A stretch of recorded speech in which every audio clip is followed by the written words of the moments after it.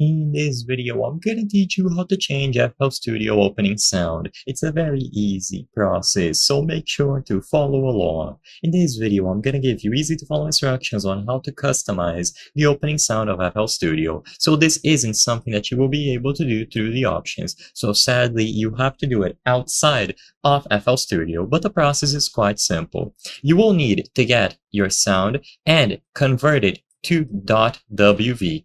So I recommend starting with a .wav sound file that you are going to be using, and I'm going to teach you how to convert it to WV. So the way that the opening sound for FL Studio works is that it is stored in this folder here, so image line, FL Studio, artwork, skins. Then you go into any of the folders that you see here, or you just go into the default one if you aren't using a skin, and you will be able to find the startup sound. It is going to be start snd.wv.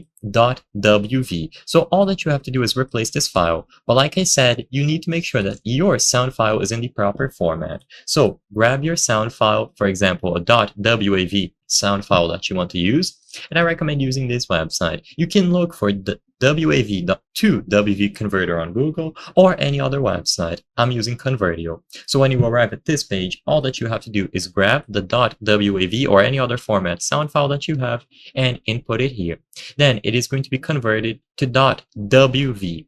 Once you have this .wv file, right-click it, go to the rename option, and name it exactly like this, start snd. So just like the file that you can see stored on the FL Studio folder, and then all that you have to do is drag and drop. Of course, I don't have FL Studio installed on this computer, so I'm demonstrating this with this screenshot, but it's as simple as dragging it here. Immediately upon dragging the file and replacing this start sound file here, you will be good to go. If it doesn't work, ensure that you replace the file properly and that you are using the .wv format. As long as it is fully replaced, you will be able to get a new opening sound.